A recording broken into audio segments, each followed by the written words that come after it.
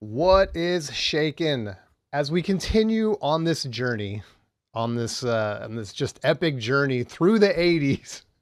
Dude, it's like it's been fun, man. It's been fun. I don't know. We're coming. Oh, I don't want to say we're coming. We're kind of rounding third on this. I know we've done like 6 or 7 of these. Today we're doing the year 1980, and dude, I mean, so far I've not been disappointed. So far, every year we've done has just, in my opinion, has been fire. I almost thought 1980 is going to be a little early for maybe some 80s bangers, but I don't know, man. Mhm. Yeah, man, 1980 was a good year for sure, and it was like a really good not crossover year. It's not really what the word I'm looking for, but like yeah, 78 through 80, it was just kind of a no one knew exactly what the new thing in music was supposed to be. So there's just kind of all of these people going in different directions and coming up with all these creative things. And yeah, when you think about the 80s as the ways that we think about it, when you actually take the focus to look at the year 1980, you realize man, there were a few bands that I kind of already had their path down and was kind of killing it. So yeah, definitely some good stuff. I was pleasantly surprised too. Yeah, yeah. It is funny because I mean, the 80s really feel like there's a line in the sand. I mean, you really look at like 80 to 89, at least to me, it feels like that's a very the lines are very defined. But a Hmm. lot of that 80s stuff started maybe a couple years earlier, a couple years later, and some of them today I think really kind of land right specifically on 1980. So it'll be interesting as Hmm. we go through these, and I'm always curious to see what you're going to pick. I know last time Yep. we played a little game, you actually guessed half of the records I was going to pull. You may or may not hit more than 5 today, so we'll have to see. Yeah, we'll see what happens, man. I don't know, as long as I mean, we're both obviously total 80s freaks. So we've talked about so much, on between streams and, just on the phone and everything else. So now, like when I start digging through and picking stuff for these shows, I'm just like, oh my, yeah, I know that's one. I might as well just leave it here because he's gonna be jumping all over that Oh one, which is man, kind of cool. I like it. that's funny. Well, you want to go first, dude? You want me to go first? Actually, I'll go. I'll go first. Okay. Why not? And so on this one too, and this isn't always about like, just like we're not just picking our 10 favorites, but it's like between the 10 you pick, the 10 I picked, plus our honorable mentions and everything else. It's just kind of like a nice snapshot of everything that makes that year so great. Yep. And so one I thought that kind of had to be thrown into this year because this is an artist that really kind of had their name, in the 80s, mainly mid early to mid, but maybe doesn't get remembered as much, but Diana Ross, Yeah, that's true. I you always think know? of her as more of a 70s artist, so that's a good point. Right, right. Or Motown, or yeah, going in the 70s and all the but yeah, she doesn't get as many nods in the 80s, and she had some really, really great stuff in the 80s. And this is kind of a prime example. So Diana, this was her release from 1980. That's the year we're talking about. And I mean, yeah, we think about her like maybe more of a disco artist and stuff like that. But you know, Upside Down, everybody knows that song. Hmm. That's here from Diana. Um, I'm Coming Out.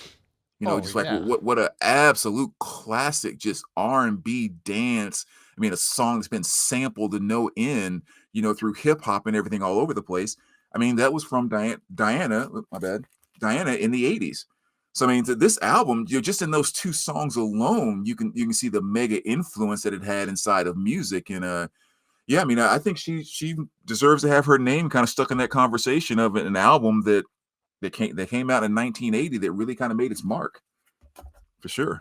I love that you pulled that one, dude, because I didn't know both those songs were 1980. I just assumed Hmm. those were 70s tunes, man. It's like so she was definitely kind of carrying the torch still for that disco sound, man. That's pretty wild. Yeah, yeah, yeah. Really, really good album too. But I mean, again, just those two songs alone you know, kind of make it, give it its due. Oh, 100%.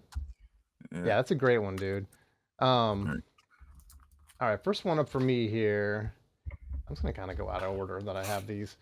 So first one for me, we'll just hit it strong. Van Halen, Oh, right there. This yes. is Women and Children First. I mean, I know we see it every time we pull Van Halen. I mean, and the Cradle Will Rock is on here. Everybody Hmm. wants some.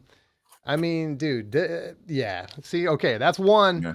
Check one, What? one for Brandon. Well, Uh, this is one I picked too. I didn't necessarily assume this was going to be. okay. So yeah, we both agree on this one. Oh yeah. Yeah. Um, yeah, it's just a great. Just those two I named are kind of the big ones, but Van Halen, dude. I mean, they were doing their thing, and as they kind of lead into approaching 1984, which is the big one to me. I love Hmm. 1984. Their album 1984, which it came out in '84, but in 1980, Women and Children first. We got. I don't know what can I say, man. It's Eddie just slaying out on the guitar as always, and David Lee in the prime, and just some great tunes on here. So yeah, man. Women and Children first. Love Yeah. this album. And yeah, it's interesting that they already had a couple albums that came out before this. So anyway, I think of them as an 80s band. They really got their start in the 70s. So, but yeah, man, Right. Women and Children First, just great album. Yeah. I absolutely agree. All right. So next up here, and this is one I'll pick because um, this is kind of one of those albums by a band that most people love, and yet this is probably one of the albums they go to the least now because of how great, how big it was, how overplayed it was, the whole nine.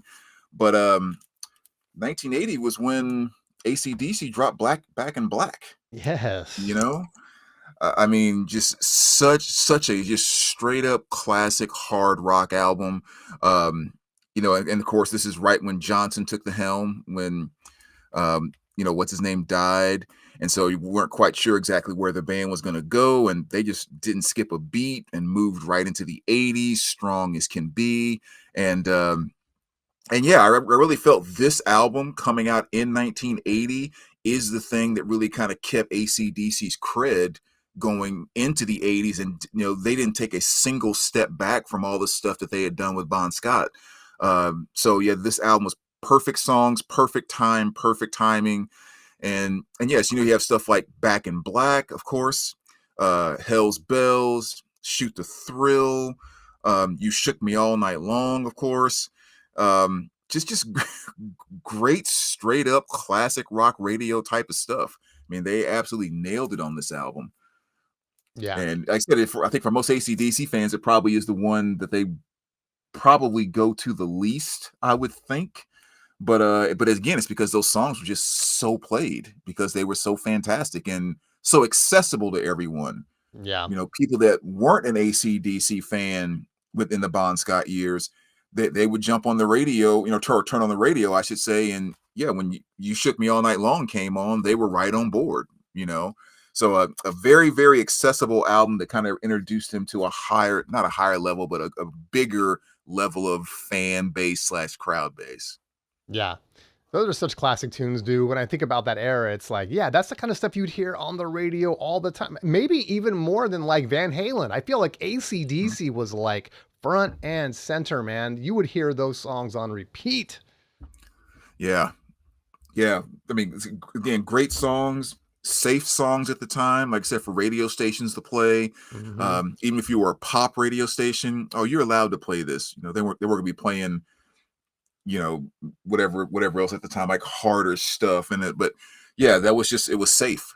It Yeah. was nice, safe pop rock, even though it Yeah. was as punchy as anything else that was out there. You know. It's true. It did almost kind of have this mainstream sort of appeal too. So yeah, that's a great pick, Mhm. dude. Love it, love it. All right, here's All right, one for what's me next? that very early MTV. I remember the video for this. This is the Pretenders Mm, debut, self-titled, and of course, Brass in Pocket is the one I'm talking about. That video was just so played and so cool, man. But you got yeah. Tattoo Love Boys on here too. But Brass in Pocket is just one of those. I can put it on even now and still get the same vibes as I did 45 years ago or whatever we're talking Mm, right now, man. But yeah, but I've always loved the video. Like it was one of those early, I don't know, even before like I have MTV in my mind, I have that video in my mind. And I just remember, she's yeah. dressed up as a waitress and the diner and all that stuff. And yeah, Mm, just one of the early memories that I have of a song going to a video and stuff. And the video really kind of complementing the music in such a cool way. So Yeah, so Pretenders debut 1980, man. That's when they hit it. Nice. You know, the one thing I've always thought about that song and that video, and I don't know if they necessarily planned it this way, but it like just one of those hindsight 2020s. That song sounded like exactly the type of song we were used to being attached to almost any sitcom back in the 80s. Yeah. Like when you really think about the melody and all that type of stuff. And back then, you know, melody, the song to a sitcom was something that's just stuck in your mind all the time. You Oh. never forgot it. You love to hear it one more time and all of that. And yeah, there was something about that. It's almost like that song is the sitcom of the 80s, is the theme song for the sitcom of the 80s. That's so true, dude. It's really cool. You know, All right, next up, this may be cheating a little bit, but at the same time, it's all the same artists. So I'm going to count it as a great 80s release album. And this is one that came into play because, you know, whenever I had asthma really bad when I was younger. So there was a lot of days where I would end up staying home from school and that type of thing. And you know, you're always watching daytime TV, and there were two movies that seemed to always come on that ended up catching me. And one was Coal Miner's Daughter, you know, excuse me, Loretta Lynn's story, and that made me fall in love with Loretta Lynn early on. And the other movie was this one, which is The Jazz Singer by Neil nice. Diamond. And man, every time that movie came on, oh my gosh, it was just because I would always catch it in the middle because you know you're flipping around the channels or whatever, and I would always catch it in the middle and just be like, yes, I have no idea what the story is about.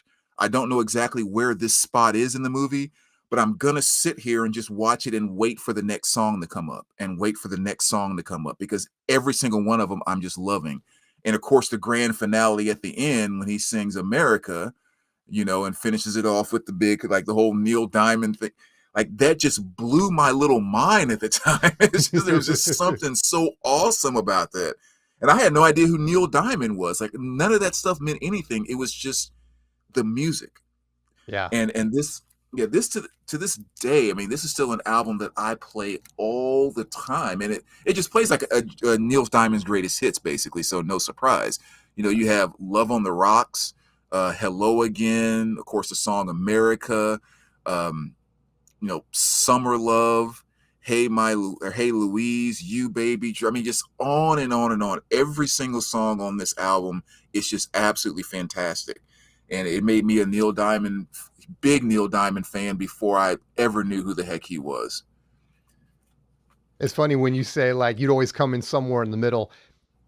Can we relate to that anymore now that we have on demand for everything and we can just start the movie whenever we want? You know what I mean? It's like Yeah, it's not like in the day where like you had to be in front of the TV set when it, you know, when a movie was coming on, check the TV guide and all that stuff, man.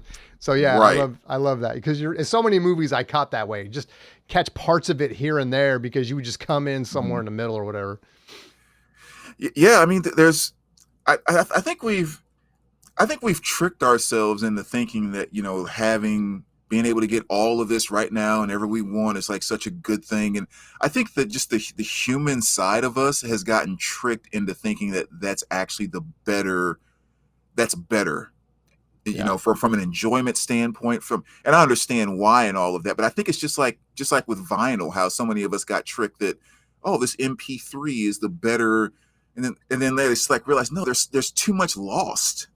And yeah, I think there was a lot that was lost by not having that. Hey, I don't know where my sister is. I don't know exactly where my mom is right now, but I know at 7 o'clock on Thursday night, they are gonna be here before that freaking Cosby show comes on. Or you know, it's just like there was just something that was always waiting out there in front of you that we've lost a lot of. It's So I true. totally agree with you. Yeah, it's true, dude. Sorry, I'm Um, rambling on too much about that. no, no, no, no. It's funny, dude. So here's my next one. I'll probably vamp on this for a while too.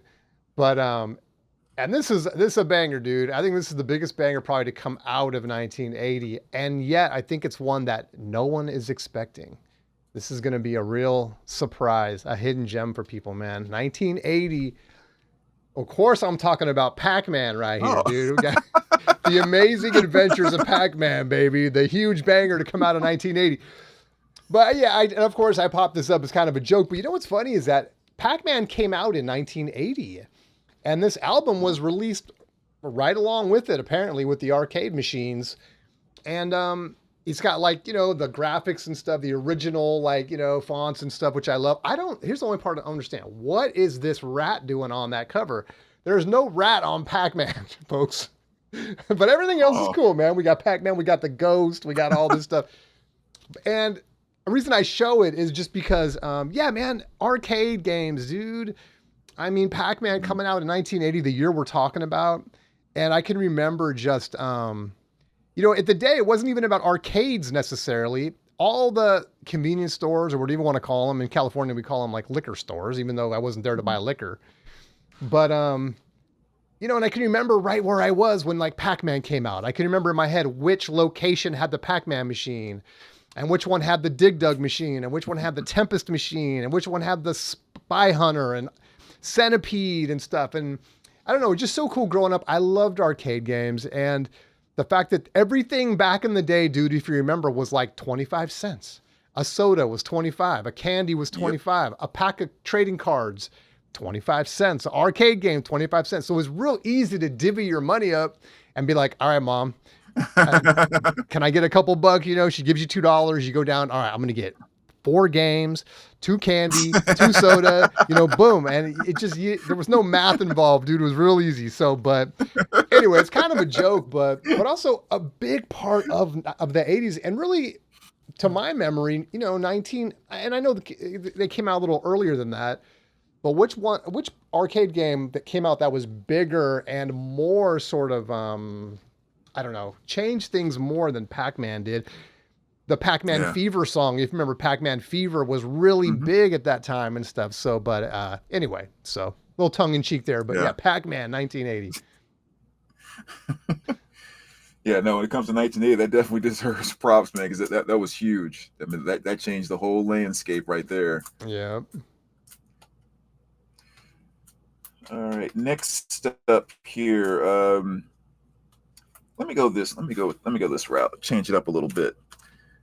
How about the specials? Very nice. And that was kind of a nice little treat that we got there in the 80s. Again, talking about not knowing exactly where all the popular music was going to go. And this was kind of another branch, if you will, I guess technically in the future to be labeled as ska or whatever. Always just kind of called it, pop with a little bit of a reggae sprinkled all in it. That's kind of the way I've always viewed it. But yeah, I mean, this is kind of, I guess, kind of an iconic album. Of course, the big hit off of here was Message to You, Rudy, which is the first song that brought me to them. But yeah, just almost kind of like a modern day jam band, just not, technical in the sense, but just kind of some guys getting together, making music they felt, again, just kind of going down that ska genre. But that's definitely an album I think deserves recognition for, that coming in the 80s. And again, just being another one of those albums, just kind of lets you know this decade is going to go in a lot of different directions. Yeah, that's well said, man. Yeah, I mean, I came to that stuff a little bit later, but man, once I was in high school, I really went for ska, and I was trying to gobble up as much as I could, and I really got into, and yeah, to your point, it's like it was like ska music, and then there's like pop ska or ska pop or whatever you want to call it, which to me I would consider like Madness, the English beat. But yeah, I just love that stuff, man, and the specials are so cool. So yeah, I'm glad you picked that. Yeah. All right. Next one for me, and if you watch these videos with any regularity, you know what it is. But how about a little SOS band right there? Take your time, do it right. That was just an introduction to me to a whole new world of music, and I just remember, it led to things like Rick James and Earth, Wind and Fire, and just on and on and on. But it's just kind of, and Zap Band and different stuff. But like this is really kind of. As far as my memory tells me, Take Your Time, Do It Right, Baby You Can Do It, Take Your Time, Do It Right, off this album was just, it was an anthem for me, dude. And I just loved the vibe. I loved it's such a jam. It's such a vibe. It's so funky. I love the vocals, the way she's belting out the vocals and stuff. Just everything about it is so cool, and it's so nostalgic to me now. But yeah, so SOS Band, this is their self-titled record, came out in 1980, and yeah, man, I just love SOS, love this one, and that song particularly just is just such a I don't know, a stake in the ground for me, just my memories of it and stuff like that. So yeah, I got to show that one. Yeah, that's a great one. That's still the one that I need in my collection, Oh man. yeah, that's right. I'll have to keep an eye out. That's still the one I need is find a nice copy of that. And that's another one of those crossover songs that I think about from the standpoint of, again, it coming out in 1980. It's a perfect bridge from, okay, we've gotten rid of disco. Disco is fading out. This 80s R&B thing is coming in, and that song just like takes both of those things and just pulls that disco right over into 80s R&B and just does it as perfect as you can do it. And Yes, SOS Band's that's totally. amazing. That's a perfect way to describe it. That, yeah, that's a great one there. Um, and this is actually another artist that kind of did something very similar to this. I'm gonna pull this. I'm gonna go with this one here. There's actually, I have two different, but Grace Jones Oh wow. is Okay. another artist that was really making kind of a nice impact in the early and mid 80s. Because I guess musically she didn't get as big as she got maybe with the movies, and even the movies, like, she wasn't a huge lead kind of thing, but she did Conan the Barbarian 2. Later on she went on to do Boomerang. She was in there with Martin Lawrence and Eddie Murphy and all of them. So she had a number of different times when she had made numerous appearances in big movies, and yeah, but she had like some really, really great creative music too. That was kind of doing that same thing I was saying a moment ago. That was kind of grabbing some of the disco stuff that had just started to fade out, and her pulling it over into kind of some of the popish R&B type of realm. And she had a number of albums before this that were very, very disco. I mean, they were straight up like just early, early disco albums. But this is kind of where she started to make that turn. And you have songs like Warm Leatherette, the title track. But one of the really amazing tracks on here too is she does a cover of Tom Petty's Breakdown. She Oh does a wow. cover of Okay. that on this, and just absolutely does the song so much amazing justice.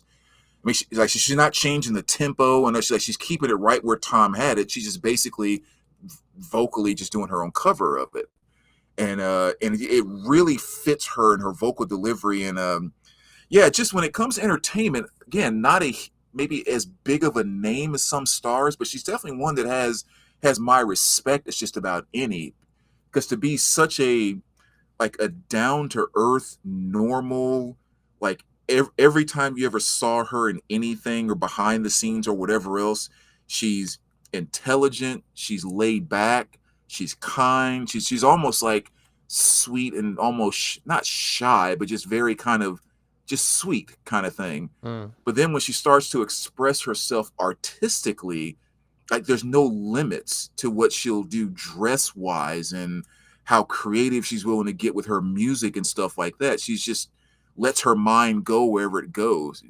You can really kind of see almost like the shy kid that finally gets an opportunity to let themselves really be, and she just really lets herself be by expressing her artistic side.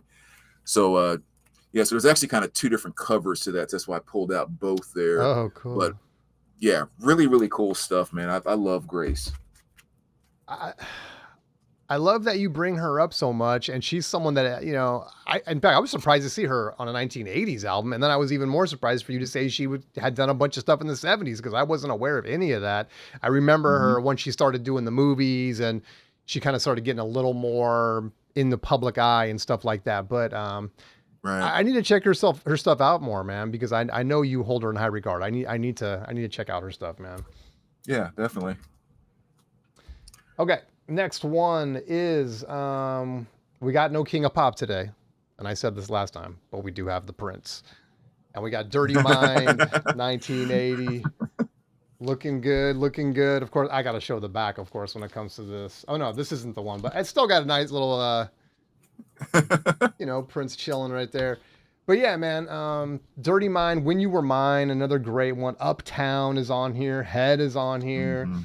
Mhm. This is Prince in his. The title's Dirty Mind, right? I mean, this is when he was in his dirty phase and lyrically and stuff like that. And it's just funky, man. I love this stuff. I love early Prince. You can really look at his stuff, to me at least, when you listen to a lot of it. He has his eras. We got the early stuff that's very kind of, I don't know, less sophisticated maybe musically. I don't even saying that doesn't sound right. There's not that layers and Mhm. layers of music that you'll hear on stuff like as we get to like 1999 Yeah. and so there's something almost more. I'm gonna use words like simplistic. That's not really what I mean, but it's there is something about it that's just more. I don't know what the word is. It's just I think of it. I guess if I was gonna use words to describe this poorly, would just it's a little more simplistic in just its layering of music and stuff. So Mhm. I don't know, and even maybe the lyrics and stuff like that are a little more raw. And I love that stuff, dude. Whenever I hear this stuff, by the way, early Prince, I think of the soundtrack for, and people can go back and check this. Check out the music in like early Sega Genesis games or 16-bit games. Sonic the Hedgehog, dude. If you listen to the beats in some of those, and I know supposedly MJ did the soundtrack to one of the Sonic the Hedgehog games, the second one or the third one, but then I heard that they didn't actually use the music and stuff. It Mhm. really makes me think of early Prince. If you put him, if anybody wants to take the time, go listen to like I think you can find it on like Spotify and stuff. Listen to Sonic the Hedgehog, listen to the soundtrack or a few songs off there, then listen to some early Prince. I promise you, they were very inspired by that stuff, man. So, but anyway, um, yeah, Dirty Mind, Little Prince, 1980. Nice. Now that's one of the ones I thought I knew you would grab, so I There we set that one off to go. the side for sure. Uh, What had leave your you had to leave your boy alone. All right. So my next pick here, again, another band that became legendary, had albums before this, but I think this is definitely one of their albums that was a great introduction of what was going to come from them Oh, in the 80s. But I mean, Judas Priest, British Steel, hell yeah. you know, definitely one of their biggest albums, one of the most classic albums. Um, and here you have stuff like, Breaking the Law, Living After Midnight. I mean, just arguably two of their biggest hits ever right there. But excuse me. But yeah, I mean, this is 1980, obviously. So we haven't really established this gigantic thing called metal yet. Like, there's bands that are doing it to some degree, but yet there's just not this metal isn't metal yet. So when you look at what Judas Priest was doing here, and I remember I think it was Scott Ian from Anthrax one time, he was talking about it. And he said, like, the magic thing that they started doing, especially going into the late 70s, early 80s, is all hard rock and everything was very blues based. Mm. A lot of blues rhythms, a lot of blues riffs, and that type of thing. And he's like, Judas Priest was one of the first to kind of take away and get away from just the straight up blues rock riffs to make the harder music they were making, where they just kind of really got into the whole dual guitar, G string chugging, and that type of thing, which really did kind of become a big influence on what your thrash and all that stuff was going to end up being as you kind of move down the line. Um, so yeah, it's always interesting to me to go back and listen to this and always keep a frame of mind. We didn't have the Metallicas, we didn't have the Slayers, we didn't have the Testaments. Like, all that stuff was not even there, and they were coming up with this kind of stuff. It just shows kind of the legendary band that they were, and why you know Halford has the name the Metal God. I mean, it's just like that they were there, and maybe don't quite get as much, and in my mind probably shouldn't get as much credit as Black Sabbath as being like one of the original metal creators. But anyone who's really into metal kind of knows and would definitely say, yeah, Judas Priest is right there at the top with bands that completely and totally influenced and brought brought that whole metal goodness around and into the 80s, 90s, and kind of moving forward. So yeah, awesome legendary album right there. Yeah, that's a great one, dude. And what a great cover too. That one might show up on another Yeah. video. But Yeah. but too, and I think everything you said, dude, I totally agree. Also, I would almost add like vocally, it almost kind of sets a standard where metal was gonna go. Hmm. Whereas with Black Sabbath, what's interesting is, and again, I don't want to open up a can of worms here, but to me, like Black Sabbath is very unique kind of vocal sound, right? With Ozzy and stuff.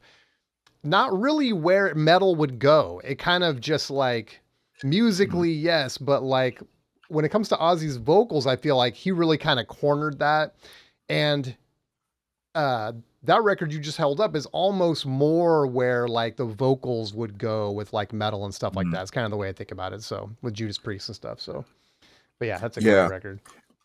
And of course, the biggest thing too, you always have to consider with, I didn't even bring that up, is, the whole leather and spikes and all of that. I mean, Yeah. that all that stuff completely and totally came from Priest. Yep. I mean, at the time, nobody knew that, Rob Halford was just like going into, like, gay sex shops and everything, and just, buying the stuff that he liked, and that's what he wore.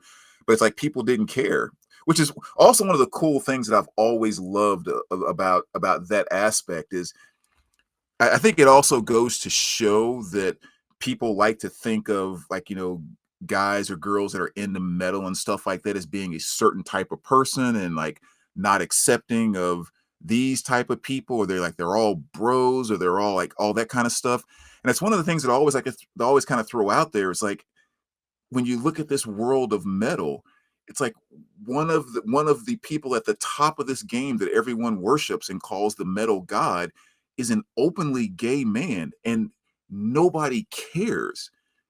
And it's because he's not up there talking about his sexuality. He's just up there. He's sharing in the music that everybody loves. And I've always just kind of felt like even the dynamic with Rob and that has just always been like a healthy example that people need to kind of take more of a look inside of things. Like, Yeah. I don't want to get like completely off, but it's just like, I'm al- you're always hearing this talk about like diversity today, and everyone's always looking for everything that's different. Like diversity is our strength, and like all that kind of stuff. And to me, it's like, no, it's just the opposite. Like, we can have our differences, but finding the things that we're all together on, like, that's the Mm, strength, mm. because that's how you get the most macho men that you hate, that you think are testosterone driven, worshiping the gay guy wearing all the leather stuff from the sex shop, because they don't care about that other crap. They're like, dude, the way you sing and the way you play that axe, we get each other. Yeah. And that's all that matters right now. You go home with who you want to go home with. I'll go home with I want to go home with. But you and I are here when it and like Rob has been the perfect example of that for decades now. Yeah.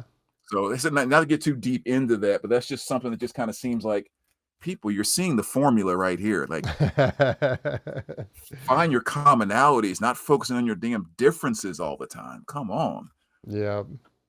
But yeah, you're right. I mean, that's All the right, what thing do you is got too, as next? as we're fighting Oh, about sorry. our differences, that we tend to forget about our commonalities. So I like that you said that, right? It's like, Right. yeah, that's a great way to or say or it. don't put more energy in sharing and trying to connect on the commonalities. Like, put more energy into that as opposed to trying to see the differences of the next box I should put the next person into.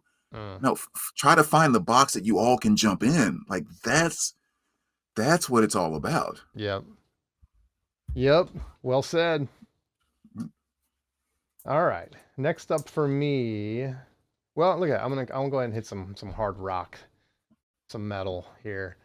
And Ozzy, Blizzard of Oz, Yes. 1980, really his first kind of venture out into his solo career, right? With Blizzard. And I was spinning these. We did a video, right, on when Ozzy passed away, rest in peace, Ozzy, and stuff. And I said this was like, so I spun some Ozzy so we could do our video. This really one that kind of stood out to me as being one that I really was vibing with most, I think. And again, just kind of as far as my memories, and I've said this before, but just, I had in the periphery were always people that I knew that were really into this, like the Judas Priest, Van Halen, Ozzy. And it was never really, I don't know what it was. I never really connected with it that deeply at the time. It was always just kind of in the background a little bit. For some reason, I always was really more into like R&B and alternative and stuff like that. But later, I came back to this stuff, and because it was still buzzing in my ear all those years, I still recognized the music, and I just started to kind of be more intentional about listening to it and stuff. But anyway, yeah, Blizzard of Oz, man, Ozzy right there, his first, breaking out of after getting booted out of Black Sabbath, and yeah, man, and again, I don't want to pretend to be an expert, but yeah, but I knew a lot of people that were into this stuff, and now I really come to appreciate Black Sabbath and Ozzy. So yeah, Yeah. 1980 right there, Blizzard of Oz. Yeah, that's a great one.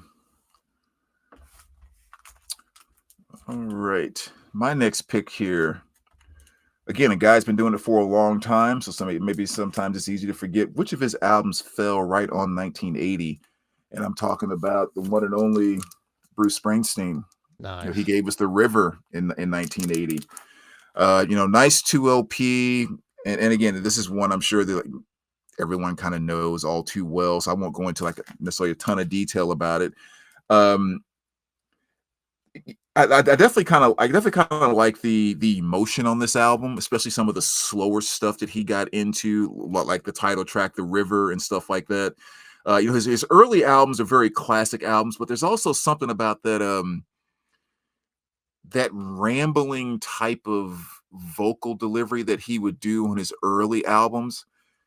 Again, I appreciate it. I do like listening to it, but it's also the Bruce that I don't go back to the most.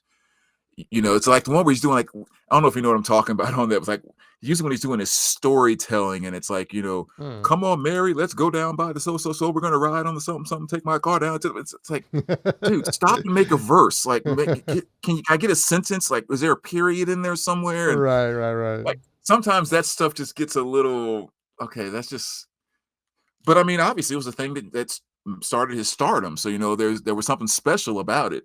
But in his early years, it's kind of when he slowed down and put more emotion inside of things. Is when I connect to more of his earlier stuff. And like I said, there's a number of things on the river that really kind of fall right into that category. So just another classic there.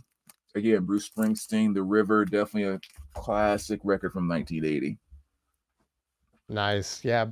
Bruce is one of those where I've never really connected with his stuff yet, even now. I don't Mhm. know what it is. I mean, Born in the USA, of course, was one that was unavoidable at the time. And yeah, man, I liked it well enough. I just never really connected with it for some reason. Whereas people loved it. I mean, obviously, people love Bruce.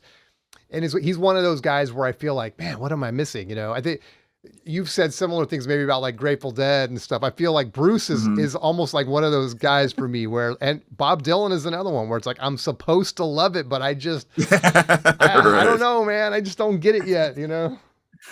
I hear another video coming on, like I know, artists you're right? supposed to love. That But would be a good I've, one, I've dude. always I've always felt with Bruce, it's about the storytelling. Okay. I've always felt like that's the place you have to catch him first.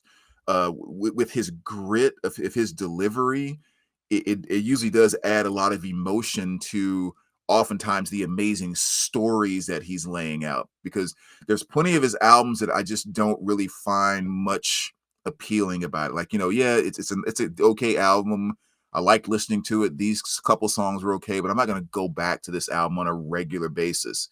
Yeah. But the ones that I do go back to, I can almost always say when I listen to that song, there's this picture that's being painted in my mind. Like I can see the movie taking place, and I can feel the emotion from the movie. And oh, the movie's over. No, the song just ended. The movie, there was no movie you were watching. That's when I really, really feel Bruce. Got it. Yeah, it's interesting. I've talked about this too in the past. Maybe we have too, where it's like everyone's entry point to music can be very different, right? It's sort of like Mhm. how finding that sort of like point of departure is really important because it can be good or it can be bad. And sometimes it can be bad and you kind of bounce off it. And then it's like you never get back to it because your initial introduction to it wasn't great, maybe.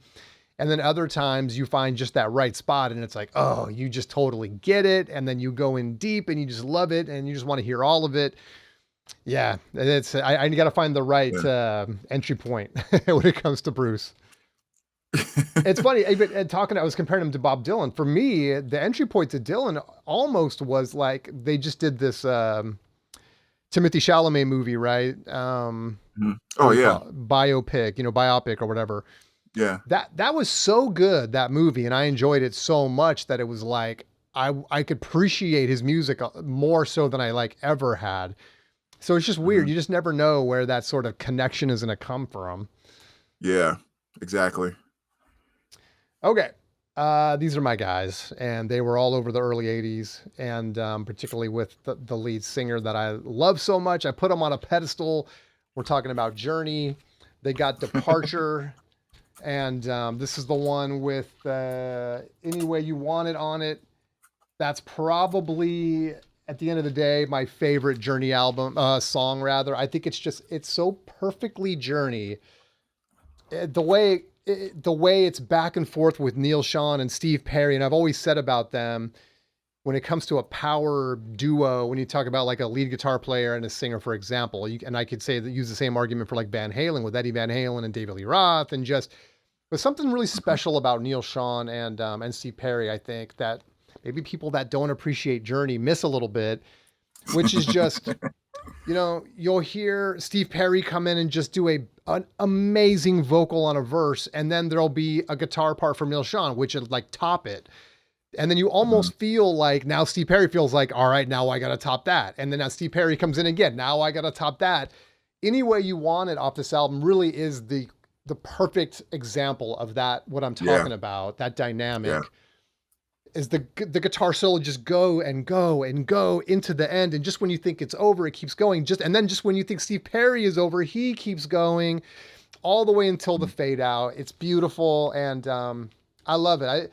This is a great album. I wouldn't say it's probably number 3 of my favorite 3 albums, but Any Way You Want It is just such a perfect song, man. And yeah, 1980, Departure.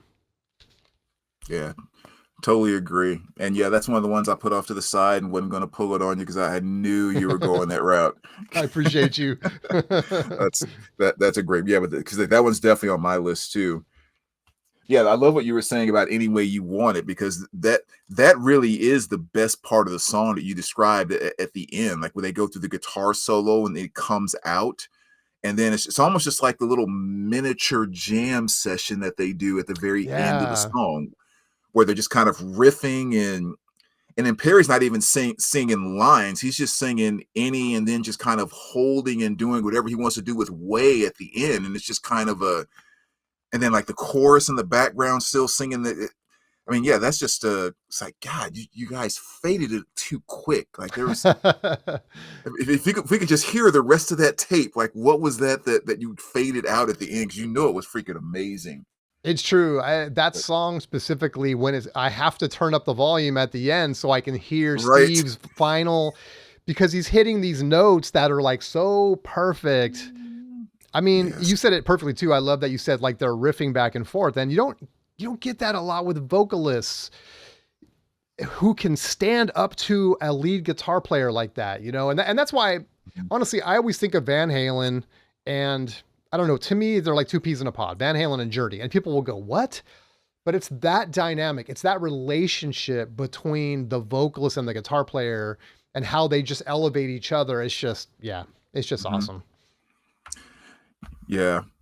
Yeah, when you can find a situation like that where it works, because we've seen so many where they battle too much, where Yeah. the lead singer wants more space, he wants the guitarist to pull back, and the guitarist wants more up front, blah blah blah. But when you find it right, like where they really, really find that place where they actually complement each other as opposed to battling each other, yeah, that's when you get that kind of beauty. Yep. So that's Yep. awesome. All right, next up here, another great one for the '80s. How about this bad boy right here? The Vapors. Oh, wow. Okay. Does that ring a bell? You're gonna have to school me on that one. And see, and I think usually by the name of the band, most people don't automatically recognize them.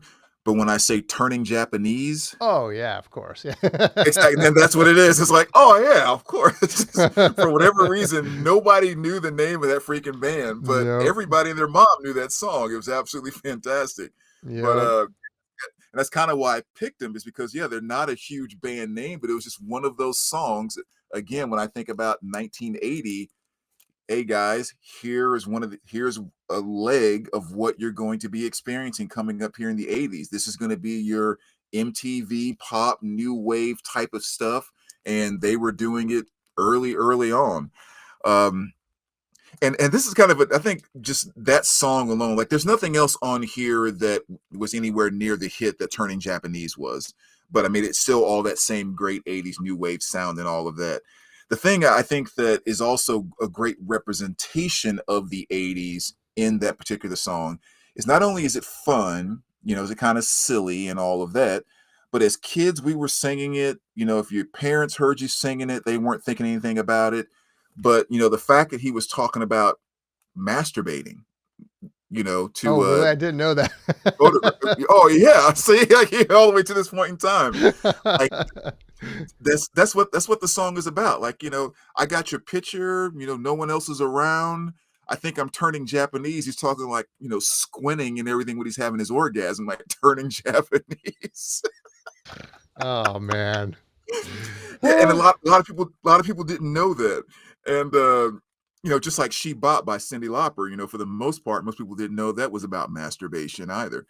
But that was also one of the things that made the 80s great. Yes, there was troubles in the world. There was kind of dirty stuff being put into music, but the whole idea that you need to keep the dirty stuff in the background, like, that's not what you put out in the forefront. That's not what you're trying to sell and to get kids and get people in with, is by being as dirty and filthy as you could possibly be. So even in that dynamic in my mind, and again, maybe I'm the only one thinking about it this way, that to me is still what made the 80s special. Even in your filth, it was about focusing on the fun, clean aspect of things first, and you actually have to go search a bit more for the filth. Yeah, you have to dig for it a bit more. You weren't Mhm. just telling kids to go off and say f bombs, at least not into the late 80s. Just saying, f bombs and being as nasty as they can be all the time. And that's just something that I really, really appreciate about in the 80s is the dirtiest stuff was still something that kids could just sit around and have a good time and not know or think anything corrupted. Yeah. Um, that's Oh that's why I always man. say it's the last decade of pure fun. That's one of the things that made it so special, is it was the last one. That's true. It's true. That's funny. I'm gonna have to process that for a while. I didn't know that's Yeah, what I've been singing for 45 years. go back and listen to it now, and Oh look at my the lyrics. You're gosh. like, oh my god, it's so obvious. Um, okay. What do I got next? I gotta shift my brain here. Right. Um, I'm kind of saving I was really heavy into alternative, and I got a bunch of it. I'm saving it kind of till the end here. So let me show this one, another rock album, I guess you would say. A little Rush right here with Permanent Waves, Yes. 1980. Rush is someone, yeah, there it is. The Spirit of Radio, Free Will. I mean, man, dude, I love Rush now more than ever.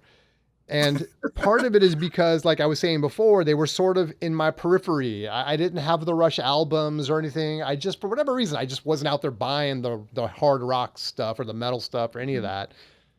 But it was still, you couldn't miss it. It was on the radio or it was on MTV or whatever. And so later in life, I remember that stuff and I'm like, oh yeah, Rush. Let me go check out some Rush. And now it's like I love Rush. Um, and so this is a great one, man. And the two songs I mentioned, Spirit of Radio and Free Will, are so good. And Yeah. yeah, so this was their 1980 offering right there, Permanent Waves. Yeah, that's a good call. When I first actually considered myself getting into Rush, Spirit of Radio was one of the like first three songs that was just kind of like, oh, I'm cool now. I think I actually like Rush now. 'Cause, you know, of course, not having any clue about all the other stuff.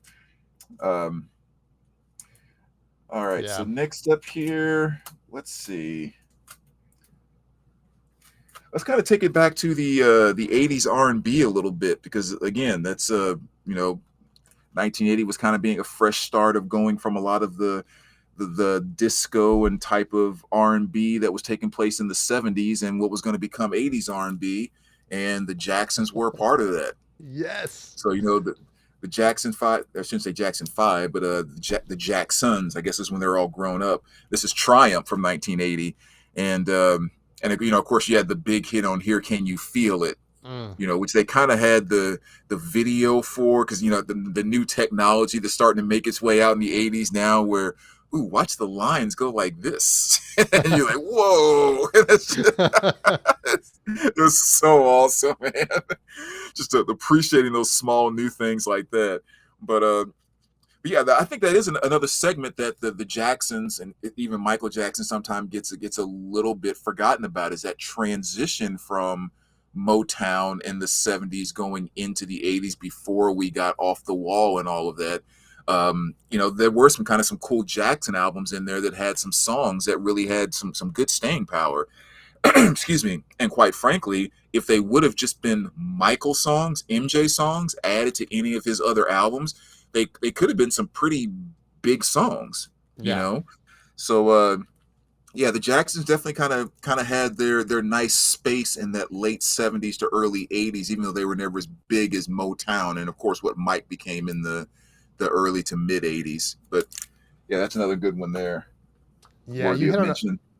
you hit on it perfectly, dude. And Can You Feel It is one of those songs, like you said, easily could be an MJ song. I mean, probably basically is an MJ song, right? And then Mm-hmm. like Shake Your Body Down to the Ground was another one that, you know, was on Yep. a Jackson's album that was easily, that's a Michael Jackson song, you know what I mean? But Yeah. yeah, I love that stuff too, man. That's a great one. And that was always the hard things with that Jackson stuff. I mean, not Jackson Five, but the Jackson stuff is, or even when Mike would make a cameo on like Jermaine's album, you know, like on Hmm. something like "Tell Me I'm Not Dreaming" or something like that. I always kind of felt like it was a bittersweet type of thing, because you got MJ there, which is awesome, and you know it's going to take the song to the next level. But then what it always showed is anyone else who's singing, it's crap. Well, I know. not, It's not, like, not even crap. I shouldn't say crap. Absolute average. right. You know, nothing more special than any other 80s R&B or whatever thing that kind of comes out. But then when MJ comes in on his verse, it's like, oh my gosh, this should have been on Thriller. Like this should have been on Bad. It's just, that was always the downside of bringing him in. You needed him to get the boost, but he also showed why you're just so average Right. every single time. So whether it was "Tell Me I'm Not Dreaming" or what's it, "Torture." Remember they had that song "Torture." Yeah. Exact same thing. I don't know if it was Tito or Jermaine did the first verse. Total average song. MJ comes in on the second verse, and you're like, that could have been on Thriller if he just would have did the whole thing. That the guy was just so magic in and of himself. What what's that what album is that on? I'm spacing on the name. Is Torture on? Is it on? It's oh, That's oh, it's on the Victory. I one where was they're gonna all say standing on top of the Victory. mountain. I didn't want to be What's it wrong. called? It's on Victory, right? The Victory album with the I gatefolds, with the one that Yeah, like, also yeah, has. they're all standing on top of the Victory thing, right? Yeah, it's like a galaxy in the Yeah, background and all that. Yeah. yeah, Um. yeah. Yeah, it's true, dude. And the thing I like, here's again, and being, I don't want to sound like I don't want like a wannabe MJ expert, but I put a lot of time into Michael Jackson. And it's like when the sense I get is that he cared so much about his brothers and his sisters and why he would try to like appear on their records, and they would do tours. He didn't have to do the Victory tour. I mean, MJ was already established, and yet he did the Victory tour with them and stuff. And like you said, would just appear on their records. And but it didn't seem like he really ever. He would always do his best, and because he was so talented, he would always show up sounding so much better. But it never felt like he was attempting to intentionally overshadow anyone. It seemed like Oh his yeah. brothers and sisters, maybe it was a love hate or something. There's and one kind of interesting thing was I know MJ went to, I think he was at accepting awards for something, and he was thanking his brothers and sisters, and he says something like, I'm paraphrasing, I want to thank my brothers and sisters, even Jermaine, he says, Mm. which I Oh think yeah. is kind of telling in the sense that like maybe Jermaine took it the roughest with him or something. You know what I mean? And I take that as MJ trying to say, I'm mentioning you specifically, Jermaine. I love you, Jermaine. Like, that's the way I take it. You know, and I didn't take it as something weird, like sarcastic. I took it like to be really kind of affectionate in a way. Again, I could be wrong on that, but I really feel like, you know, there was a bitterness that probably happened as MJ left. And if you look at a lot of bands and people that go off and do solo stuff, they never look back. In this case, this is his family. So it's a little different. But I don't think he had to go back and make those records with those guys. You know what I mean? And he did. And I just think it was, you know, I think that was pretty cool in a way. Even though to your point, he's always gonna like exceed those guys, their talent by far, in my opinion. And so, but anyway, Yeah.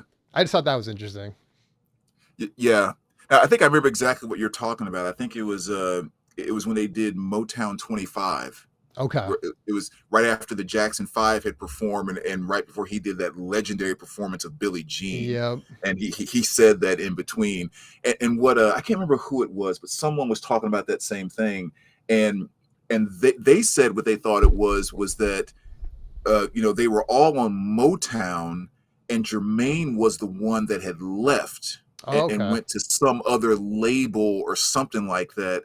And they thought that's what he was referencing, was being with his brothers and working with, you know, even Jermaine, and because of that, the kind of the split of the Jacksons when he left to kind of do his own thing with some other label or something like that. Mm.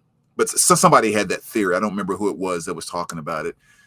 But yeah, I mean, I think that they just, I mean, quite frankly, maybe as, you know, musicians and stuff like that, but none of them were just anywhere near as talented as Mike. Like, Yeah. there's just no getting around that. And the funny thing is, the only person that wasn't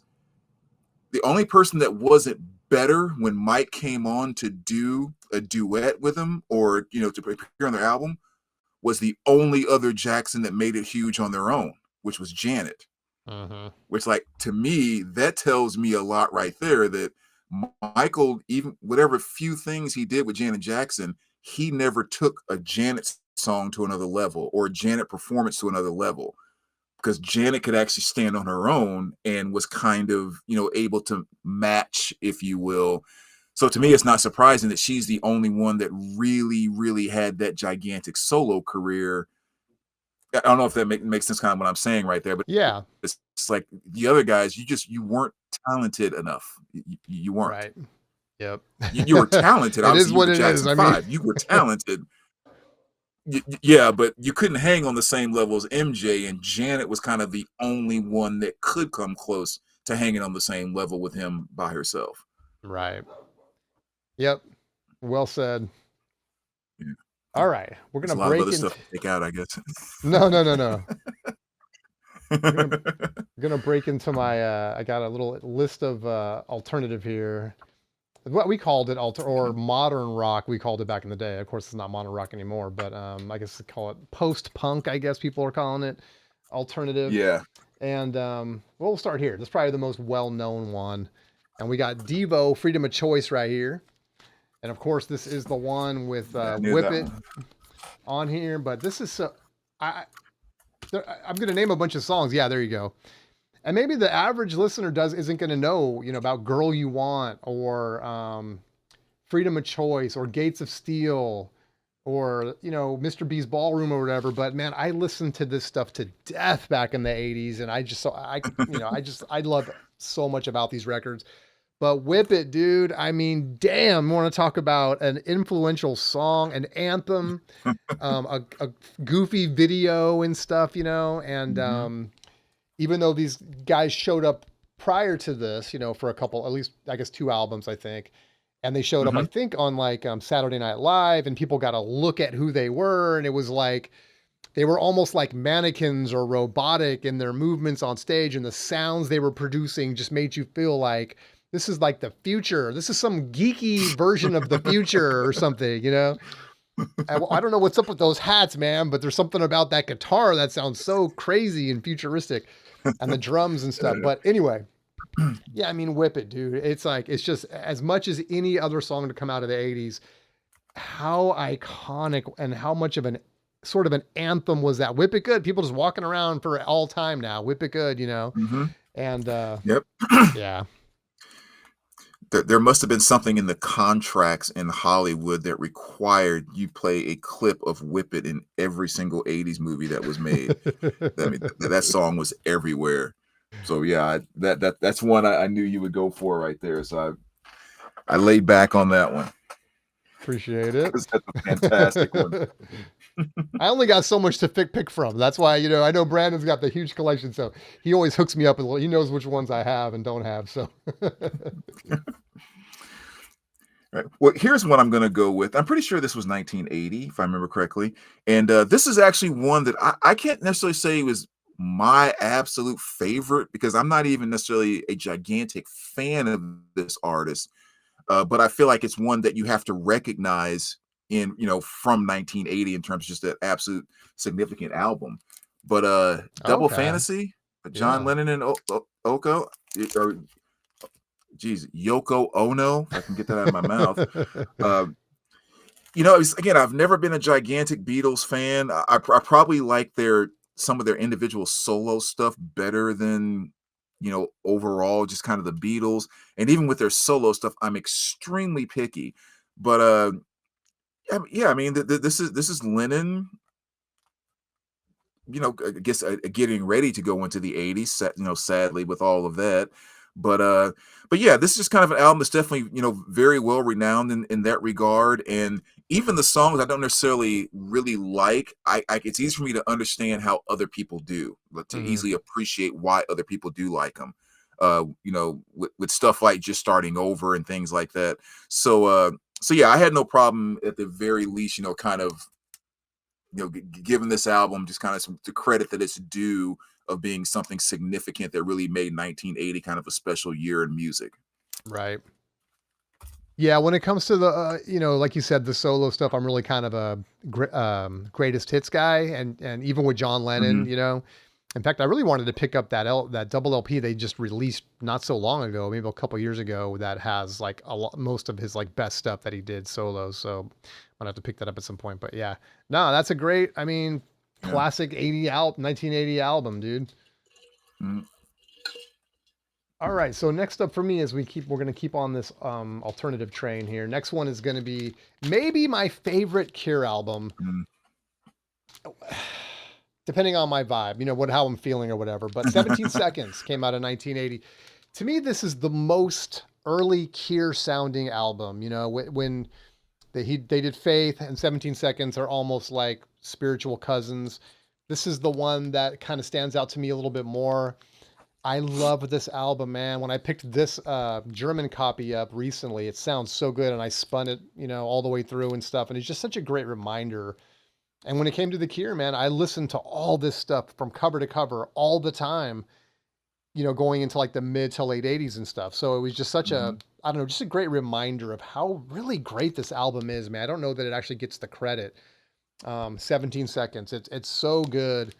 Um, it's got I don't know, it's just a lot of like there's some variety, but it's very much a what's the word I'm looking for? An ambient record, I think, which is what I would call both 17 Seconds of Faith is it's almost kind of background music. In some ways, the hits, the faster songs like A Forest and the couple that are kind of like faster and stuff, almost feel like they belong on different albums. Like I'm so into Mhm. just the vibe on the more like I don't know, just the more ambient stuff, for that lack of a better term, or darker stuff, I guess, as opposed to the poppier stuff that I Yeah. that I just kind of but and I guess what I'm saying too is that this is probably the most ambitious of that version of the Cure.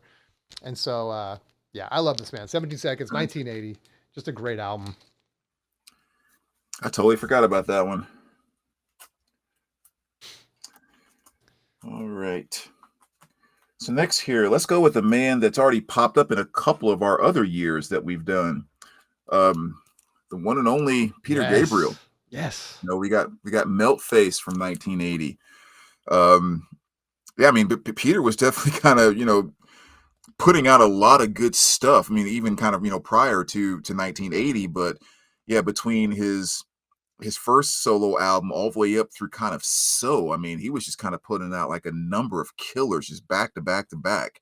Hmm. Um, this one I would say probably my favorite thing off of here is Game Without Frontiers. It was actually one of the first songs that brought me to his solo career because I kind of came to Peter Gabriel. Well, I mean, you're hearing the hits off of but I think like the first time I really remember buying a Peter Gabriel album and like really listening to it, really getting into it, playing it over and over and over, it was a greatest hits. Mm. So with that, I was getting the stuff off of but then also a lot of individual tracks off of these previous albums. And Games Without Frontiers was one of the ones that really, really stood out to me at the time that I thought was so freaking cool, which is, of course, off of this album. So again, after leaving Genesis and all of the prog rock stuff that they were doing in the 70s and all of that, this was another good album that was kind of one of those. This is going to show you someplace else that we're going to go, and it's kind of just that magical thing that Peter was. This was kind of for me a setup of what we were going to get with Let's put Yeah. it that way. This was Yeah. just kind of really showing the path going that direction. And for me, is one of the best albums of the 80s period. So Yeah. yeah, very, very good one right there. And love that. Yeah, that's a great one, dude. I think the first time I became aware of who Peter Gabriel was probably with like Shock the Monkey. I just remember that getting so Mhm. much play when it came out on MTV. I don't know when that would have been, 82 or 80, whenever that came out, 83 or something. But dude, it was like, yeah, it was like I never that is such a catchy tune, and stuff. And another one where you kind of go around singing it and Mhm. not of course sure what the lyrics were about, but I guess he said that it's about like a breakup or ending relationship or something like that. But Yeah. anyway, yeah, I think that's how I first discovered who the heck Peter Gabriel was. Yeah. That freaking Sledgehammer video, that's the thing that always sticks out in my mind, man. When that thing hit MTV, it just would not stop. Yep. And and it was pretty freaking innovative. I mean, it was very different for the time. Yeah, for sure. Yeah, it was cool. Um all right, next one up for me, another alternative band, post-punk band. We got the B-52 second album with Wild Planet right here, and just a great one. I love that inner sleeve. Yeah, so you got it right there. Yeah. But that's one of your ones I knew to stay away from. You're too Do not touch kind, his B-52s.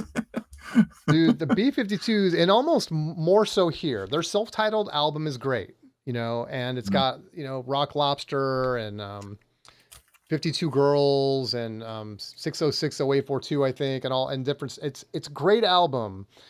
This is really when they're stepping into like, we're going to create two full sides that you can just sing and dance to, and we are not going to take the foot off the gas pedal, dude. And I just love this album. And it might be a lot of titles people don't really recognize, but like Party Out of Bounds, Dirty Back Road, Running Around, Gimme Back My Man, and then ends side one with probably the big one, Private Idaho. Right. But then you pick up side two and it's right into Devil in My Car, Quiche Lorraine, Strobe Light, 53 Miles West of Venus. It's iconic B-52s, man. And I love that they would continue to do stuff like this until, like, in my opinion, like into Whammy, which I really love. Even Mesopotamia, which is considered kind of a EP and stuff. But this might be the one, though, man, in terms of being completely cohesive and full on Mhm. B-52s. Let's have a dance party. I think that Wild Planet, it's tough to top it. It's really good. So yeah, 1980 right there. Yeah, totally agree with that. Everything you said about that. What's the next one I want to go with here? All right. Well, you always know my girl that I'm always saying don't sleep on Yep. Pat. Don't sleep on Pat. Don't sleep on Pat. And this is just one more example. Why not? Again, another one that pops up in a number of the different years that we've done. But 1980, Pat was already doing her thing. On this one, of course, you have Treat Me Right, Hell's for Children, Hit Me With Your Best Shot, the title track. And again, it's just kind of just Pat doing that. I don't know. It's just there's always something about me that even in her 80s presentation and very 80s type of song, she's always bringing it and delivering it in a very rock type of fashion. Hmm. That there's just a certain power in her delivery that just made her magical. And I feel like when you can do it with the beauty of the female voice, and even almost to a certain degree, she's staying within like a feminine softness while putting such a power behind it. And it's not something I think like she's trying to do. It's just kind of like a natural gift that she has Yeah. that you can put on a Pat Benatar record and you can take as much masculine or feminine energy that you want to take from it because it's just all present with her all the time. And to me, that's just something that just made her like one of the perfect rockers because she could just play in both of those worlds on any given moment. And that could switch within the same song, that could switch within the next song, that may switch from one album to the next. It's just you just never quite knew with her. And so there's just a lot of little things like that that I hear and experience in her music just makes me respect her to no end, which is why I'm always saying don't sleep on Pat because it's You need a it's like t-shirt like that, dude. Don't sleep on Pat. I know I really do. Because like I said, you'll listen to something like this with Hit Me With Your Best Shot or We Belong or something like that, and you're like, oh yeah, sweet poppy 80s, blah blah blah. But then it's like you're gonna tell me you go throw on Heartbreaker that can't stand up to any rock song that you want to throw and put beside it just in terms of here's just rock that's just about to hit you, and it totally does. It's like she very, very talented artist, just one of the absolute legends from the 80s. So Crimes of Passion, another one that goes on my 1980s list. And it's another thing too when we start talking about like all the different branches that came out of the '80s and the different directions that music went during the '80s. The and I think you said it. There was a pop rock kind of genre. I would even put people like Billy Idol and stuff where it wasn't that AC/DC, it wasn't the Van Halen, it wasn't Judas Priest. It was rocking and there was great guitars and stuff, but it was just poppier. And I think I said this like our last video is you had a tendency to pull a lot of those kind of records, which I love because I don't have a lot of that kind of thing in my collection, despite loving that stuff. And that Mhm. Pat Benatar, Hit Me With Your Best Shot, is like almost a perfect example of that, right? It's rocking and Yeah, she's a rocker. And yeah, it's poppy, but I don't know. I think that I love that marriage though, man. I think it was such a cool thing that was happening to the 80s and without having to apologize for it. I just think that was such a cool sound that people like. And I've even, I think I've said she's kind of the female Billy Idol in my mind, that they hmm were producing that music that it's, it's thank God we got it, thank God that they created yeah, that stuff in the 80s. So now we get to listen to that stuff. So yeah. I mean, but pop always catches a like a negative vibe, or it's almost yeah, like as a negative term and that type of thing. But I mean, to me, it's just the opposite. I mean, it just, I mean, I mean, it's just talking about popular music. It's just mean like, more people are gravitating towards it. And typically it's just some branch that started to do something. And like, here's just a way to maybe make it a little more accessible to more people that aren't really in that branch. Because like with Billy Idol, the same thing. It's like, I almost think that he was the pop version, not necessarily just of rock, but just kind of that punk, post punk, all that Generation X stuff he did, and like all of that. Like his early solo career with those first the three albums, it's just the pop version of that punk element that he came from. yeah, And it's like, what's there to me, there's nothing wrong with it. I would rather have both. I would rather be able to go down the rabbit hole of underground, raw, blah, blah, blah, and maybe a more polished version and everything in between. That's just more music to enjoy in different layers, is the way yeah, I see it. You know? absolutely. All right. Next up for me, you brought out a ska album, and then I mentioned, I don't know. Again, we're gonna talk about pop, and it's just kind of where a lot of things went during that era, I guess. But the English Mm-hmm. Beat and or the beat Nice. as they're called. They call them English beat, I guess, in America. But I just can't stop it. And this is the one that has Mirror in the Bathroom on it. English Beat came out with 3 albums, and then they came out with a compilation album. I love them all. They're so freaking good, man. I wouldn't trade them for anything. I was fortunate enough to get to see them live, minus Ranking Roger, of course, who's passed away. But it was just so fun, man, to go back and sing those songs for so long. And of course, they went out. Ranking Roger and Dave Wakeling went out and started General Public, which produced the song "Tenderness," which is one of the greatest '80s songs Uh, of all time.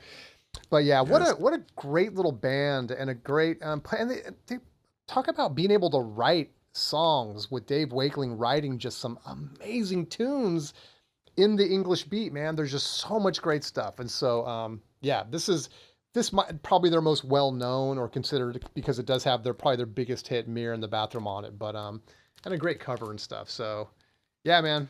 I just love it. English beat 1980. I just can't stop it. Nice. Classic.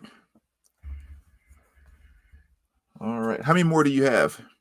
So I'm let's see, I got two left. Two more. Okay. I got two more here with your name on it. So I'm gonna see if these two end up being the two that I think. Ooh. That's why I was asking. All right, let's see. um, let's see. So why don't we go with again? We're gonna stay in that pop category as you're kind of talking about, but again they were huge for a reason. Yeah. REO Speedwagon, high fidelity. Um, I'm going to say that I'm going to say this album because I didn't really know the entire album at the time. But the song "Keep on Loving You" was one that just completely blew my mind when it first came out. So the first time I heard that song was in the movie Last American Virgin. And Mm. I just remember that absolutely blowing my mind. There was so much because that entire movie just had so many great 80s songs into it. Open Arms from Journey. First time I heard it was in Last American Virgin, and just all kinds of great stuff in there. Shake It Up, of course, was in there. but uh but I remember we went to a town a little ways over, and my mom was doing some shopping at some place, and I found this 80s mixtape, which I still have to this day. And it had Open Arms on it, Keep on Loving You, Safety Dance, like just all of these amazing 80s songs. And I bought that tape, and I remember just playing it out to no end. And Keep on Loving You just really was one of those songs that for me at that time really defined power ballad. I felt so much emotion behind that song every time I heard it, and it just made me the biggest REO Speedwagon fan. And so, of course, that was off of this album, and I later on went to discover the entire album. Take It on the Run, of course, is on here as well as Don't Let Him Go. So just so many amazing hits off this album. And I find it funny that Keep on Loving You, again, I can't remember the exact year Last American Virgin came out. I don't know if it was like 82 or somewhere in there. But so Keep on Loving You I fell in love with it then. Fast forward 30 something years to when I saw REO Speedwagon in concert about 9 years ago, 9, 10 years ago. I saw him in concert. It was Styx, REO, and Ted Nugent. Ooh. And REO opened with "Don't Let Him Go," and I was just like, it's almost like I've never heard this song my entire life, and it just took on an entire new meaning, and overnight became my absolute favorite REO Speedwagon song. Oh, So it's nice. like even after falling in love with a band and an album way back then, it takes 30 years for another song on the album to now become your favorite song on the album, and you couldn't stop playing that one to no end. It's just uh, people like to call it cheese, and of course all of that stuff. But there's a reason why it's so appealing to people. It hits good things in good ways, and it's not necessarily about what's the coolest this or what's the whatever. It's just it feels good. It Yeah. feels positive. It feels energetic. It feels good. It's kind So of I'll too stop bad rambling that about that. yeah, it sucks that some music and a lot of different cultural things get kind of trolled on, and they make memes out of it, or Mhm. it'll be in a TV show and they'll make fun of it, or a movie or whatever, and then it becomes kind of a gag or a joke, and then that becomes what kind of like the new generation identifies it with that, and they kind of missed being there for it when it was new and fresh, and we weren't really breaking things up into a whole bunch of different categories. It was just cool music. And a lot of that kind of thing, it's like yacht rock and stuff, which I don't know. I don't really care for that term because I just think again, it's a pigeonholing a certain kind of music. And we're just going to, I get it. I've used the same kind of terms to describe other kinds of music and stuff like that, but it, it loses something, I think. And I think people, and I think, what am I trying to say? Get my original thought back. It's just it's unfortunate when like things are kind of like made fun of and stuff, and then and then like new generations come out and it's like, oh, that song is that song that I saw in that silly movie or whatever, or it's and it REO Speedwagon is a perfect example, right? It just kind of loses that like what we really thought about it when it first came out before it kind of had a chance to go through the meat grinder. It was like just a cool song, man. It was just there was a cool album, and there's so many, like you mentioned, Mhm. Sticks, and stuff. And Toto is another one. And you could like pick a bunch of bands that kind of did that kind of music, and Yeah. that kind of get, I don't know, like you said, cheese. And I think there's a lot of people that avoid that music. I don't know, maybe you had to be there for it. I'm not sure, but anyway, I love it. I love that you pull like stuff like that out because it's so cool. Yeah. I mean, you just have to love what you love. Like I'm never one that says like it doesn't bother me if someone says like I don't like that kind of music or that is just something I don't get that doesn't make sense or whatever else. I think there's a difference in like placing music where it falls for you or the need to put music down so you feel better about where you are. Like two Right. totally different worlds. So you both can think that sucks, but are you presenting it and trying to put it in a way to push this down so I feel more elevated? And I think a lot of people tend to do that because it's one of those things I feel sometimes at the record shop every now and then. I'll have some guy come in, and it's usually kind of an older guy, usually, but they'll say stuff like, and they don't mean this because again, I talk about it. It's about what people like, what they actually mean. But it's always interesting when I hear this. Hey, can I help you? Are you looking for anything in particular? I don't know if you guys carry the stuff that I listen to. It's Here we go. Yeah, right, right. And it's like, what are you? Well, I like King. Yeah, yeah. We've never heard of King Crimson. Yeah, we don't have a King. It's like, yeah, but it's like, why did you start there? Right. Like, why did you start? You guys don't. No, I asked, can I help you find something? Yeah, I'm kind of looking for King Crimson, prog rock. Do you guys have any of that? Like it's that type of thing. You don't have to like or dislike anything more or less, but why do you start with something wrong with you guys? Yeah. Like that's weird to me. But I think a lot of people just kind of walk around in life being that way and don't really realize it anyway. But yeah, that's weird to me. We keep getting off on these tangents. I like this. I wish we planned for it. We need to do a video like this though. Um, all right. So here's my last two. Let's see if Brandon guessed Okay. them. This is another one of my boys right here. In fact, I saw him on a double bill with the English Beat, the same band that I mentioned earlier. They Oh played wow. to, they played together about a year ago when I went and saw something like that when I went and saw him. And I wanted to be this man. And it's not Michael Jackson. Yeah, I The don't other have guy this, but I wanted to know who be it is. Adam Yep. Ant. Adam and the Ants, Kings of the Wild Frontier. This is such a cool album, dude. I mean, it's like I love the cover. He did a couple covers that looked like they were photographed off a television set or something. I don't know if you guys could pick it up, but Hmm. it looks kind of like it was filmed on a television set or something. That's kind of cool. But yeah, it's the one with Dog Eat Dog, Ant Music, Ants Invasion, Killer in the Home, and stuff. Again, very poppy, very dancey. Adamant for and if you're an American maybe and you say like and if you're even from the 80s and you're thinking like who the hell's Adamant? Why would I like this stuff? In the UK, he was massive. He was massive. One of Yeah. like the biggest hit writers in during his era. and stuff. And it's an acquired taste, you know, and I know there are bands like that. And so there's certain ones I have a hard time recommending. If someone said, like, hey, give me some great 80s albums that you loved or whatever, this would not be the first one I would go to. I would pull probably 50 other 80s albums first that I think would be way more accessible to them. But I caught the bug, man. I think I got the video Prince Charming review. I rented the cassette just because I thought, wow, that looks cool. Put it in, and I wore that sucker. In fact, I ended up buying it. I have the cassette here from the 80s that I bought because I didn't want to give it back. Anyway, I love Adam, man. Always have a special place in my heart. I know he's an acquired taste, but yeah, this is a great album, man. Kings of the Wild Frontier. Nice. All right. Let's see. Let's go with this bad boy right here, because again, another group that made its claim really nice in the early '80s. Actually, can't forget about Queen. Oh, hell yeah. You know, when we still had Freddie here dropping the magic. And this is The Game, which of course came out in 1980.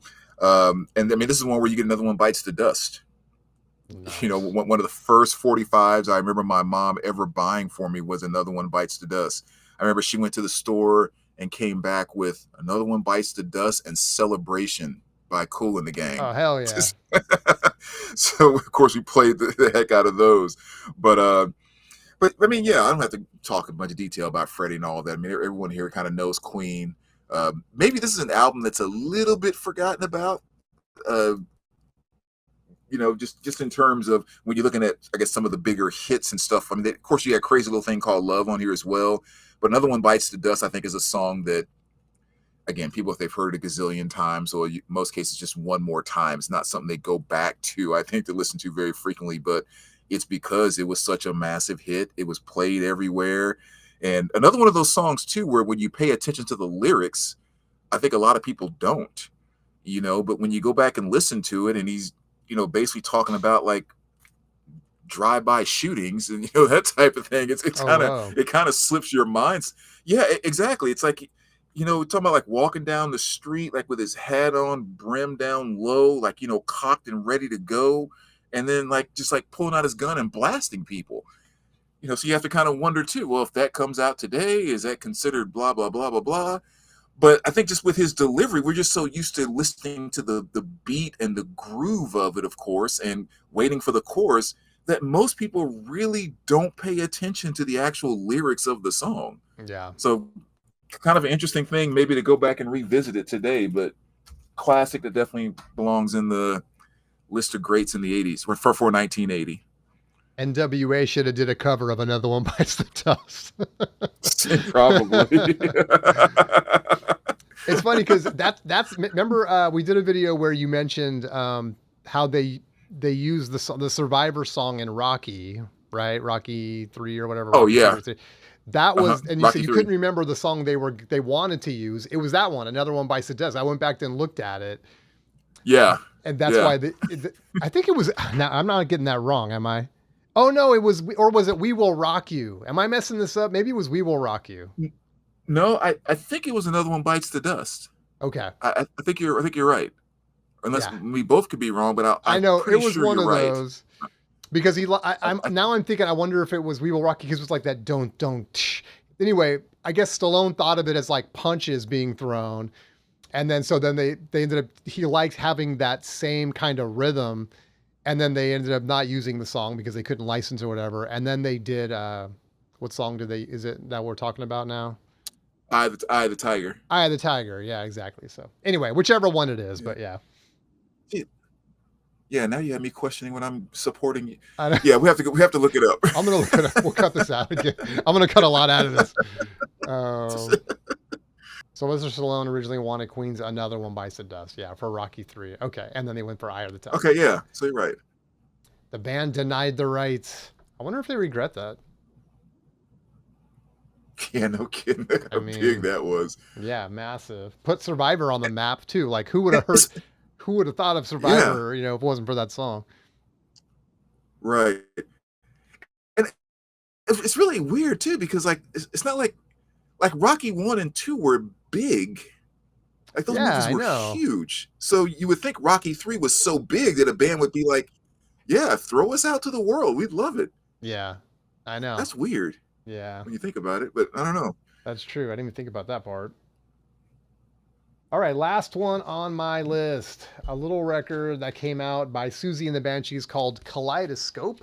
Early Susie here. I don't know, second or third record. Nice. Early record.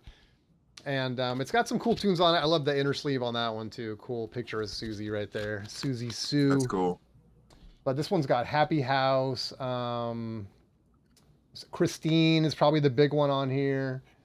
Yeah, 1980. Again, I wasn't Susie wasn't necessarily on my radar during 1980, but someone that I definitely came to love and stuff as I was exploring more of that kind of stuff, like The Cure and the Bauhaus and stuff. And Susie popped up, and so became a massive Susie Yeah. fan later in the 80s. But yeah, so there you go, 1980 Kaleidoscope right there. All right, dude, you totally threw me for a loop, man. I didn't get many of your picks at all this time. Yeah, you got a What few. I would thought you would pick. Let's see, the two remaining I had that I thought you would that you were going to pull up was going to be Oh the Police. yeah, yeah, could have did that one for sure. Yeah, I thought for sure that was going to be you. You know, of course, Don't Stand So Close to Me. Dee dee do da da da. I can never get that song right, but yeah. So that's one I thought you were going to pick, and the other one I thought was coming for sure. Oh, Hall see, and Oates Voices. that's the thing about Hall and Oates. I only have Rock and Soul Part One. I don't even have any of their. I have the greatest hits. That's it. As much as I love that Oh, stuff, okay, and I put Daryl okay, Hall like at the very top of male vocalists. I don't have any of their albums except for the greatest hits. yeah. Yeah, those are cool. That's such a good greatest hits. You kind of get. I mean, like the main three songs off of this album is what was it again? Because they're not written on the back here. This has "Kisses on My List," "You Lost That Loving Feeling." Oh, "You Make My Dreams Come True." Yeah, Those are the three off of this. yep, great stuff, man. So you, yeah, but yeah, so those are the two I was holding back there. Yeah, the only thing I have left is really three other albums. I think the 80s, 1980 deserves to have the Psychedelic Furs when they came on the scene. Oh You yeah, know, maybe not all of their biggest hits on this particular album, but still just the great sound that, you know, Butler and the guys kind of carried all the way through the 80s. Animal Magnetism by Scorpions. That nice. was another fantastic release from the 80s there. And the very last one, kind of two versions of this, but Oh Boy nice. by U2. Yep. Another great one that came out in 1980. You know, of course, the big hit "I Will Follow." I think wasn't that kind of the first song that really threw them like I think up a so. level. Yeah. I believe. Yeah, And great sound Gloria. to it. Is Gloria on that one too, or is that a different one? I think that's on a different one. Um, yeah, I Will Follow is another one of those just great ones. Just kind of like, okay, here's a sound you guys can roll with in the 80s. Go forward. Yeah.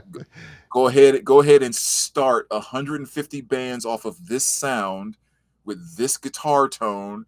And it's like, I feel like that song did just that. There was so many bands in the 80s that seemed to emulate exactly what they did with "I Will Follow." Yeah. Love that track. Of course, you know, the Edge just doing the master work that he does. Kind of that compliment thing we were talking about earlier between Bono's vocals and Edge's guitar playing. Yeah. Like they just come together so beautifully with that particular track. But yeah, that's such an 80s defining, set the tone type of song. So Yep. another great one there. Hell yeah. Great pick. Well, dang, dude. 1980. Not a bad year. Not a bad year. Some pretty big bangers. Yeah, yeah, yeah. I think what we'll have to do is once we get through all of these, we'll have to go back and kind of do a little bit of a like maybe a bracket to see which one of the years is the best year, kind of put Oh, them there up you go. against each other Oh, yeah. That's a good idea. to see if we can come to some conclusion about which year is the best. Yeah, maybe pull one record from each year or something too, and talk about it. But yeah, I think you're right, dude. Uh, That'd be fun. yeah, All right, guys. yeah. Well, this is just part of a bigger playlist. I mean, we're going through every year. I think we have three left, something like that. I don't know. I'm kind of losing track, Mm. but we and it's probably like 88, 89, and 86 maybe we have to do. So, but yeah, Yeah, something like definitely. that. Yeah, definitely check out the playlist. I think this was another fun one, dude. Lots of great stuff. I was kind of surprised. I thought this was going to be a little early, but nah, we already got that 80s sound coming together in Yep. 1980. Yeah, another great one, man. Another great year. Long live the 80s. Long live the 80s. Well, guys, leave your picks down below. Leave your list. What did we miss? I'm sure there's tons of stuff that we could have picked that we just didn't have time for. But yeah, leave your list in the comment section, and yeah, we'll catch you guys on the next one. Have a good one, guys.